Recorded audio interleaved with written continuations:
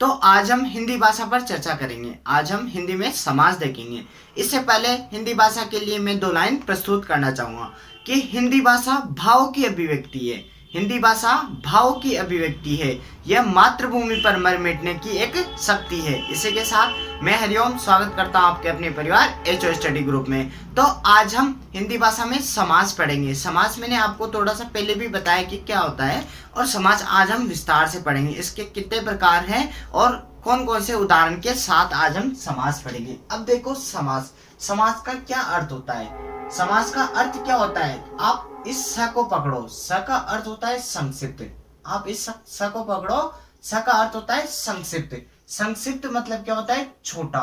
मतलब किसी मोटे शब्द को छोटा करना समास कहलाता है। किसी बड़ी लाइन को, वाक्य को छोटा करना क्या कहलाता है, समास कहलाता है। जैसे उदाहरण देखो, आप उदाहरण देखो कि दही में डूबा बड़ा, दही में डूबा बड़ा।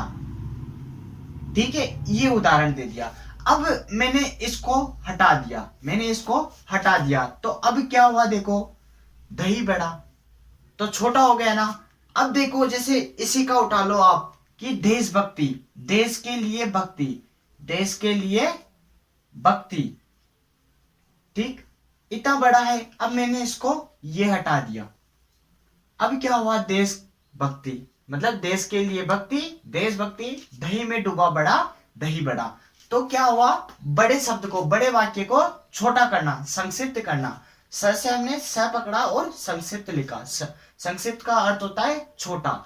मतलब दही में डूबा बड़ा, दही बड़ा, देश के लिए भक्ति, देशभक्ति। तो ये समास कहलाता है। ठीक है, आ गया मतलब समझ में कि समास क्या होता है। समास मतलब छोटा करना। अब देखो इसके 6 भाग है, इसके 6 प्रकार है। 6 प्रकार हम उदाहरण से देखेंगे और मैं इनके बारे में थोड़ा बता दूंगा। ठीक है, जो कंपटीशन की लेवल से इंपोर्टेंट है वो मैं आपको बता दूंगा। समास का अर्थ संक्षिप्त करना या छोटा करना है। अब देखो 6 प्रकार हैं इसके। पहला द्विगु समाज है, दूसरा द्वंद्व समाज है, तीसरा कर्मधारय, चौथा बहुव्रीहि समाज है, पांचवा तत्पुरुष समाज है, और छठा कौन सा है, अविभाव समाज। ये इसके 6 प्रकार हो गए। ठीक है, ये इसके 6 प्रकार हो गए। अब देखो द्विगु समाज, द्विगु समाज क्या होता है ये हम देखते हैं। अब देखो इसको पकड़ो, आप शब्द को पकड़ो, द्वि, द्वि यानी क्या होता है, दो। द्वि यानी दो होता है, मतलब ये क्या है, एक संख्या है। क्या यह एक संख्या। तो ऐसा समास, ऐसा समाज जो संख्या या समूह, संख्या के समूह या समाहार का बोध कराता हो। ऐसा समास जो संख्या के समूह का, मतलब कोई संख्या है ना, नंबर है ना, उसके समूह या समाहार का बोध कराता है, द्विगु समाज कहलाता है। ठीक है, अपने समूह समाज से स उठाया, संक्षिप्त यानी छोटा। इधर द्वि, द्वि यानी दो, दो एक संख्या है, तो संख्या के समूह का या समाहार का बोध कराता हो, द्विगु समाज कहलाता है। अब देखो उदाहरण से हम इसको समझेंगे, क्योंकि उदाहरण से जल्दी समझ में आएगा। ठीक है, अब देखो पहला उदाहरण, नवरात्रि। नवरात्रि मतलब 9 रातों का समूह, 9 रातों का समूह। 9 क्या एक संख्या है, और 9 रातों का समूह नवरात्रि। सतरंग, 7 रंगों का समूह, तो सतरंग। त्रिनेत्र, 3 है जिसके नेत्र, तो संख्या है। तिरंगा, 3 है जिसमें रंग, वह द्विगु समाज है। अष्टभुजा, 8 है जिसके भुजा। ठीक, पंजाब, 5 नदियों का स्थान क्या होता है, पंजाब। पंजाब 5 नदियों का स्थान पंजाब कहलाता है। नवग्रह, 9 ग्रहों का समाहार या 9 ग्रहों का समूह क्या कहलाता है, नवग्रह। अब द्विगु समाज कंप्लीट हो गया आपका, कि जिनमें संख्या आ जाए, 5, 9, 9, 7, 3, 3, 8, ऐसे कुछ संख्या आ जाए। जैसे साप्ताहिक हो गया, 7 दिन हो जाते हैं ना, साप्ताहिक हो गया, वो सारे आ जाएंगे जिसमें संख्या आती है। ठीक है, ये द्विगु समाज। अब द्वंद्व समाज क्या होता है ये देखते हैं। आप वापिस से शब्द को पकड़ो, मैंने लिखा है द्वंद्व, मतलब ये ध और ये व, फिर ये ध, फिर ये व। तो मैंने लिख दिया इसको धव और धव। अब मैं इसको पढ़ूंगा तो कैसे पढ़ूंगा, धव और धौ, धौ और धौ। तो ऐसे समास में जिसमें बीच में और आ जाता है, ये द्वंद्व समास है। तो मैंने इसको लिख दिया ध और व, ध और व। ठीक है, तो और शब्द आ रहा है बीच में, तो ये द्वंद्व समास कहलाता है। अब देखो इसके उदाहरण से समझते हैं, इसके उदाहरण लेते हैं। अब पहला उदाहरण ले लो आप, माता पिता। अब इसका संधि विच्छेद करेंगे, इसका समास विग्रह करेंगे, हम समास विग्रह करेंगे। तो माता और पिता, और शब्द आ रहा है, कौन सा शब्द आ रहा है, और शब्द आ रहा है। पचपन, पचपन ये तो संख्या है, देखो ये तो है संख्या है, पर नहीं, इसका विग्रह करो आप, समास विग्रह करो। कितना आएगा, 50 और 5, तो 55। 50 और 5 आ रहा है, तो द्वंद्व समास कहलाएगा। समझ में आ गया, ये नोट करके लिख लेना, आप कंफ्यूज नहीं हो जाओ, इसलिए मैंने ये उदाहरण भी लाया हूं। ठीक है, जैसे 32, 30 और 2, तो 32, 55, 50 और 5। ठीक है, तन मन धन, तन और मन, तन और मन और धन, ये 3 शब्द भी हो सकते हैं, इसमें 3 शब्द भी हो सकते हैं। तो ये उदाहरण भी लाया हूं, देखो तन और मन और धन, तन मन धन। ठीक है, हाथ और पांव, हाथ और पांव, इसका विग्रह किया तो हाथ पांव का विग्रह क्या हुआ, हाथ और पांव। पाप पुण्य का विग्रह होता है पाप और पुण्य। लाभ हानि का होता है लाभ और हानि। आजकल का होता है आज और कल। तो ये द्वंद्व समास हो गया, ये द्विगु हो गया, ये द्वंद्व हो गया। ठीक है, आप नोट कर लेना और लाइक शेयर भी कर देना, अगर अच्छा लगे तो सब्सक्राइब भी कर लेना। अब कर्मधारय समाज, कर्मधारय समाज, अब ये क्या होता है, देखो कर्म की कोई काम कर रहा है, और काम क्या होती है, इंसान की विशेषता, क्या होती है, इंसान की विशेषता। और धार्य मतलब धारण करने वाला, धारण करने वाला मतलब विशेषता को धारण करने वाला कर्मधारय कहलाएगा, विशेषता को धारण करने वाला कर्मधारय कहलाएगा। अब देखो उदाहरण से समझते, ऐसे समझ भी नहीं आया, उदाहरण से समझते।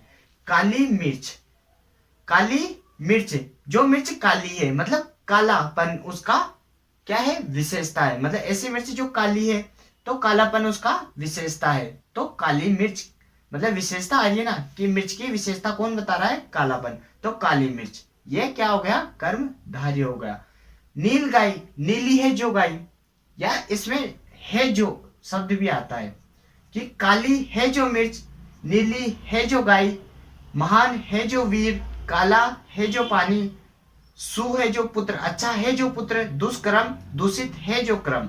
ये भी आता है, ये भी आप नोट करके लिख लेना, है जो, इसके विग्रह में है जो आता है। अब जो विशेषता को धारण करता है, मतलब जो मिर्च काली है, काली है जो मिर्च मतलब कालापन उसकी विशेषता बता रहा है। नील गाय, नीली है जो गाय, मतलब वह गाय कौन सी है, नीली है, क्योंकि उसकी विशेषता है वह गाय नीली है। जैसे लाल गाय, लाल है जो गाय जो लाल है। महान है जो वीर, ऐसा वीर जो महान है, तो ये इसकी विशेषता बता रहा है, महान है जो वीर महावीर। काला है जो पानी, काला पानी। अच्छा है जो पुत्र, सुपुत्र, अच्छा है जो पुत्र कुपुत्र, बुरा है जो पुत्र, ये इसकी विशेषता बता रहे हैं कि अच्छा है या बुरा है। ये अच्छा है तो ये इसकी विशेषता है, ये बुरा है तो इसकी विशेषता है। दुष्कर्म, दूषित है जो कर्म, मतलब गंदा है जो कर्म, बुरा है जो कर्म। दूषित है जो कर्म, दुष्कर्म, मतलब ये भी इसकी विशेषता बता रहे हैं कि ये कर्म दूषित है, तो ये कर्मधारय हो गया, मतलब विशेषता बताता है। ठीक, 3 समास हो गए, ये इंपोर्टेंट एग्जाम्पल है, ये नोट करके लिख लो आप। ठीक है, अब बहुव्रीहि समास, बहुव्रीहि समास। अब वापस से आप शब्द को पकड़ो, वैसे यानी भारी शब्द, भारी अर्थ निकलेगा जिसका। आपने क्या वापस से शब्द को पकड़ा, हम सारे शब्द को देखते हुए ही बता रहे। बहुव्रीहि समास मतलब वैसे भारी अर्थ निकलेगा, वैसे भारी अर्थ निकलेगा, वह समास कौन सा कहलाएगा, बहुव्रीहि समास कहलाएगा। अब देखो कैसे, एग्जाम्पल से देखते हैं। नीलकंठ, नीला है जो कंठ, ये कर्मधारय भी है, कर्मधारय भी है, इसकी विशेषता भी बता रहा है। पर देखो अगर बहुव्रीहि समास में कोई सा भी समास आ सकता है, बहुव्रीहि समास में कोई सा भी समास आ सकता है, किंतु अगर बाहरी अर्थ निकल जाता है तो वह बहुव्रीहि को हम प्रायोरिटी देंगे। मतलब अगर आ जाता है, अपने को लगे कि ये भी है, ये भी है, ये भी है, तो हम अगर आंसर में आ जाए बहुव्रीहि समास, तो आप बहुव्रीहि समास को टिक करके आना। ठीक है, बहुव्रीहि समास को टिक करके आ जाना। और चौथा अगर दे दे कि दोनों है, तो दोनों को कर आना। अगर दोनों का ऑप्शन नहीं आए तो आप बहुव्रीहि समास को टिक कर आना। अब देखो, नीला है जिसका कंठ, तो इसकी विशेषता भी बता रहा है, पर इसका अर्थ क्या निकल रहा है? नीला है जिसका कंठ, तो वो कौन है? भगवान शिव, महादेव है। वह कौन है? भगवान शिव या महादेव है। क्योंकि यह बाहरी शब्द, बाहरी अर्थ बता दिया कि नीला है कंठ, अपने दिमाग में आ जाता है कि वो भगवान शिव है। त्रिनेत्र, तीन है जिसके नेत्र। अब त्रि देखो, द्विगु, मैंने कहा था संख्या आ रही है, त्रिनेत्र, तभी तो मैंने ये उदाहरण लाया होता कि आपको ये और इसमें कंफ्यूजन नहीं हो कभी। त्रिनेत्र, तीन है जिसके नेत्र, तो कौन है वो? भगवान शिव है। अब देखो, बाहरी अर्थ निकल रहा है, अपने को पता चल गया कि बाहरी अर्थ निकल रहा है, तो वो बहुव्रीहि समास आएगा। अब देखो अगला उदाहरण, दशानन, 10 है जिसके आनंद, 10 है जिसके सर, तो 10 तो कौन सा है? द्विगु है, पर इसका अर्थ निकल गया, हम समझ गए कि यह रावण की बात कर रहा है, यह रावण की बात कर रहा है, दशानन। अब सूर्यपुत्र, सूर्यपुत्र कौन होता है? कर्ण, तो एक बाहरी शब्द निकल गया, बाहरी अर्थ निकल गया। महान है जो देव, महादेव, विशेषता भी बता रहा है। महावीर, महावीर बहुव्रीहि में भी आएगा, क्योंकि महावीर कौन है? भगवान हनुमान जी है। तो बहुव्रीहि में महादेव, महादेव भगवान शिव की बात कर रहे हैं। महान है जो देवों में, वह भगवान शिव है। और महावीर जो बहुव्रीहि समाज में आ जाता है, हनुमान जी की बात कर रहा है। अब आता है तत्पुरुष, वापस से तुम शब्द को पकड़ो, तत्पुरुष समास। देखो, एक तो शब्द है इसमें तत्, दूसरा शब्द है इसमें पुरुष। ठीक है, एक तो शब्द है तत्, दूसरा है पुरुष, तो पुरुष प्रधान है इसमें, मतलब द्वितीय शब्द इसका प्रधान होता है। तत्पुरुष, पुरुष प्रधान होता है। अब यह क्या होता है, इसको भी उदाहरण से देखते हैं। मतलब द्वितीय पद प्रधान होगा, तत्पुरुष समास में द्वितीय पद प्रधान होगा, क्योंकि पुरुष हमारे भारत में महिला और पुरुष में प्रधान कौन होता है? पुरुष होता है। घर में प्रधान कौन होता है? मुखिया कौन होता है? पुरुष। तो तत्पुरुष, पुरुष प्रधान होगा। अब उदाहरण से देखते हैं, आपने पहले बचपन में कारक पढ़े होंगे, कर्ता ने कर्म को करण से सब प्रदान के लिए अपादान से अलग होने पर संबंध का के कीरा रेडी अधिकरण में पेपर, ऐसे 8 कारक पढ़े होंगे। उन 8 कारकों में से 6 कारक को यूज करना है। कर्ता और लास्ट वाला संबोधन हटाना है। ठीक है, कर्ता मतलब अपने को 8 कारकों में से 6 कारक को उपयोग करना है। अब 6 कारक कौन कौन से मैं बताता हूं, जो अपने काम के हैं, हम उन्हें देखेंगे। अब देखो, उदाहरण भी मैं आपको इसके बताऊंगा, तत्पुरुष, पुरुष प्रधान वाला। अब देखो, कर्म, करण, संप्रदान, अपादान, संबंध और अधिकरण। कर्म को करण से, संप्रदान के लिए, अपादान से अलग होने पर, संबंध का के की रा रे री अधिकरण में पेपर, ये अर्थ निकलेंगे। अब देखो उदाहरण से देखते हैं कि इसके उदाहरण कौन कौन से हैं। अब देखो, कर्म, इसके उदाहरण कौन कौन से हैं? मनोहर, मन को हरने वाला, को आ रहा है ना, मन को हरने वाला, मनोहर, तो ये तत्पुरुष। दिल तोड़, दिल को तोड़ने वाला, दिल को तोड़ने वाला, तो तत्पुरुष। गगनचुंबी, गगन को चूमने वाला, गगनचुंबी। अब करण, करण से रोगग्रस्त, रोग से ग्रस्त, से आ रहा है, रोग से ग्रस्त। गुण युक्त, गुणों से युक्त, या धनहीन, धन से हीन, जिसके पास धन नहीं है, धनहीन, धन से हीन।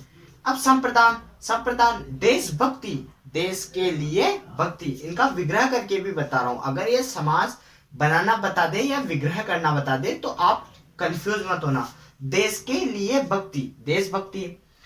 सभा भवन, सभा के लिए बनाया गया भवन, सभा के लिए भवन, सभा भवन। अपादान, अपादान में क्या आता है? देश निकाला, मतलब अपादान से अलग होने पर, देश से निकलने वाला, देश से निकाला हुआ, देश निकाला। गुण रहित, गुणों से रहित, गुण रहित, ये अपादान में आ जाएगा। संबंध में क्या है? राष्ट्रपिता, राष्ट्र का पिता। राजपुत्र, राजा का पुत्र। भारतवासी, भारत का वासी, ये संबंध में आ जाएगा। अधिकरण, अधिकरण में क्या आएगा? जलमग्न, जल में मग्न, जल में मग्न, रणवीर, रण का वीर, और सिर दर्द, सिर में दर्द, ये अधिकरण आ गया। ठीक है, ये कारण, 6 कारक याद कर लेना आप, ये तत्पुरुष समास का अर्थ है। कर्म, करण, संप्रदान, अपादान से अलग होने पर संबंध का के की रारेरी अधिकरण में पेपर, ये तत्पुरुष है। मैंने आपको शब्द के तरीके से बताया, इसका शब्द का शब्द पकड़ा आपने और उसका विग्रह और या समास बनाना सीखा है। अब अव्ययभाव समास, अव्ययभाव समास में आप कंफ्यूज मत होना। अब देखो, इसका भी शब्द पकड़ो, इसका शब्द पकड़ा अपन ने अवयव, मतलब ऐसा ऐसा समास जिसमें पहला शब्द अवयव हो। क्या हो? पहला शब्द अवयव हो, वह अव्ययभाव समास कहलाता है। अब आप कहोगे कि हमें तो अवयव का पता ही नहीं है, तो कोई दिक्कत नहीं, अवयव का आपको पता नहीं है तो इसको भी छोड़ दो। जब आप अवयव नहीं पहचान सकते तो अवयव को छोड़ दो। अब आप पकड़ो अ को, अ लिया, अ को अपन ने यहां से हटा दिया, क्या बनाइए? उ, तो उपसर्ग, उपसर्ग आप जानते हो, उपसर्ग में पढ़ाऊंगा भी सही, उपसर्ग और प्रत्यय बताऊंगा भी सही। तो आगे शब्दों के आगे उपसर्ग लगा हो तो वह समास अव्ययभाव समास कहलाता है। ऐसे देख लेना आप, अगर अवयव पता नहीं चले, या तो अवयव पता चल जाएगा तो अच्छी बात है, नहीं चले तो अ लेना, अ को हटा देना, तो उ बनेगा, उपसर्ग हो जिसके आगे वह अव्ययभाव समास है। अब देखो उपसर्ग, कुछ उपसर्ग आप याद कर लेना, अगर याद ना हो तो कुछ उपसर्ग आप, ये उदाहरण में ही सारे उपसर्ग है, आपको नोट कर लेना, उदाहरण में ही उपसर्ग है, वो आप याद कर लेना। अब देखो मैं बताता हूं आपको कौन कौन से हैं, तो एक बार उदाहरण देख लेते हैं, फिर आपको क्या है पता चल जाएगा। अब देखो प्रतिवर्ष, मैं यहाँ लिख भी दूंगा, जैसे उपसर्ग जिन शब्दों के आगे, मतलब शब्दों के आगे जुड़कर उसका अर्थ बदल देते हैं उपसर्ग कहलाते हैं, और शब्दों के पीछे जुड़कर शब्द का अर्थ बदलते हैं वह प्रत्यय कहलाते हैं। इनकी परिभाषा भी मैंने बता दी, जैसे शब्दों के आगे बा, बे, प्रति, यथा, आ, या नी, या से, या भर लग जाता है, क्या? भर लग जाता है, यह अव्ययभाव समास के अंतर्गत आएंगे। आप ये नोट करके लिख लो या कॉपी के ऊपर लिख लो, भा, बे, प्रति, यथा, आ, नी, से, भर, ये शब्द लग जाते हैं तो अव्ययभाव समास कहलाते। अब देखो प्रतिवर्ष, प्रति आ गया ना, प्रति देखो मैंने बताया था, तो प्रतिवर्ष मतलब प्रतिवर्ष, प्रत्येक वर्ष, ठीक है, हर रोज, हर एक रोज, हर एक दिन, तो हर रोज, बेशक, बेशक, फिर भर पेट, भरा है जो पेट, भर पेट, फिर यथा जीवन, यथा जीवन, यथा आया, देखो मैंने लिखा था यथा, निडर जो डरता नहीं है, निडर, निडर जो डरता नहीं है, ठीक है, आ जन्म, आ जन्म, आ गया, देखो फिर आता है। फिर एक बात और नोट करके लिखना कि अगर शब्दों की पुनरावृत्ति होती है, शब्दों की पुनरावृत्ति होती है, शब्द के बाद शब्द आता है, तो भी वह अव्ययभाव समास में ही आएगा, ये बात भी नोट कर लेना। देखो 3 उदाहरण में इसके लाया हूं, कानो कान, कान ही कान में, कानो कान, कान ही कान में, मतलब शब्द की पुनरावृत्ति होता है। घर घर, घर ही घर में, घर के अंदर ही घर, मतलब घर घर, घर के अंदर ही घर, घर ही घर में, तो ये शब्दों की पुनरावृत्ति होती है। पल पल, पल के बाद पल, पल के बाद पल, घर के बाद घर, ये शब्दों की पुनरावृत्ति हो रही है, तो ये किस में आएगा? ये अव्ययभाव समास में आएगा। तो आपका कंफ्यूजन क्लियर हो गया। इसको भी हमने शब्द से देखा, सभी समास को हमने शब्दों से देखा, प्रतिवर्ष, हर रोज, ये बात आप नोट करके लिख लेना, ये शब्दों के आगे मिल जाए तो अव्ययभाव समास कहलाएगा। बेशक, भरपेट, यथा जीवन, निडर, आजन्म, कानो कान, घर घर, पल पल, ये समास हो गए। तो आज हमारा चैप्टर समास का खत्म हो गया। तो ये भी इम्पोर्टेंट है, ये भी परीक्षा में आएगा, इस वजह से इतना छोटा एंड अच्छा था, इसलिए मैंने इसको एक ही बोर्ड पे आपको जल्दी से बता दिया। एक बार रिवीजन करा रहा हूँ, जल्दी जल्दी से देखना। द्वि, द्वि यानी दो, जिसमें संख्या आती है, समूह या समाहार का बोध होता है, क्या कहलाता है? द्विगु समास कहलाता है। जैसे नवरात्रि, शतरंग, त्रिनेत्र, त्रिरंगा, अष्टभुज, पंजाब, नवग्रह। द्वंद्व, धव और धव, मतलब धव और धव, और भाव और शब्द लग रहा है तो एक द्वंद्व समास कहलाता है। माता और पिता, 50 और 5, तन मन और धन, तन और मन और धन, हाथ और पांव, ठीक, ये द्वंद्व हो गया। कर्म धारण करने वाला मतलब विशेषता को बताने वाला, विशेषता को धारण करने वाला। ऐसी मिर्च जो काली है, काली है जो मिर्च, काली मिर्च। नीली है जो गाय, नील गाय। महान है जो वीर, महावीर। काला पानी, ये इसके आ गए। अब बहुव्रीहि, बसे बाहरी अर्थ निकल जाए, बसे बाहरी अर्थ निकल जाए। नीला है जो कंठ अर्थात भगवान शिव। तीन है जिसके नेत्र अर्थात भगवान शिव। दशानंद, 10 है जिसके आनंद, भगवान मतलब रावण। सूर्य पुत्र, सूर्य पुत्र कौन है? कर्ण है। महान है जो देव, भगवान शिव। महावीर, हनुमान जी। तो ये बहुव्रीहि। अब तत्पुरुष, तत् प्लस पुरुष मतलब दूसरा पद पुरुष प्रधान होता है हमारे घर का, ऐसे याद रखना। इसलिए पुरुष प्रधान होगा, तत्पुरुष, जिसमें दूसरा शब्द प्रधान होगा। इसमें कारक आएंगे। कारक 8 प्रकार के। कारक भी मैंने देखो आपको थोड़ा बता दिया, उपसर्ग प्रत्यय भी थोड़ा बता दिया, इनको विस्तार से भी बता दूंगा। अब कारक, कर्म, करण, संप्रदान, अपादान, संबंध, अधिकरण, ये आएगा। मनोहर, मन को हरने वाला, दिल को तोड़ने वाला, गगन को चूमने वाला। रोग से ग्रस्त, गुण से युक्त, धन से हीन, देश के लिए भक्ति, सभा के लिए भवन। देश निकाला, देश से निकाला, गुण रहित, गुण से रहित। राष्ट्रपिता, राष्ट्र का पिता, राजा का पुत्र, भारत का वासी। जलमग्न, जल में मग्न। रण विजय, रण का है विजय, रण का वीर, रण में वीर। सिर में दर्द है तो सिर दर्द। अब अविभाव, अवयव होगा, अवयव पता नहीं चले तो उपसर्ग होगा, उपसर्ग पता नहीं चले तो ये शब्द देख लेना। बा बे प्रति, यथा आ नी से भर। ये प्रतिवर्ष, हर रोज, बेशक, भर पेट, यथा जीवन, निडर, आजन्म, कानो कान। शब्दों की पुनरावृत्ति भी होती है। क्या होती है? शब्दों की पुनरावृत्ति भी होती है। ये बात भी आप नोट करके लिख लेना। ये अविभाव समास है। तो ये आज हमारा समास खत्म हो गया। इसी के साथ आप लाइक, शेयर, सब्सक्राइब, कमेंट करना ना भूले और इसके उदाहरण आप देखते रहना। आप जो दिन प्रतिदिन काम में लेते हो जिन चीज़ों को, उनमें ढूंढना कि कौन कौन से समास है, आपका अच्छा क्लियर हो जाएगा, फिर आपको कभी कंफ्यूजन नहीं होगा। तो ये समास आज खत्म हो गया, समास आज खत्म हो गया। और आप हमारा साथ दें, लाइक से सब्सक्राइब करना न भूलें और ज़्यादा से ज़्यादा शेयर करें। इसी के साथ मैं आपसे अलविदा लेना चाहूँगा। जय हिंद, जय भारत।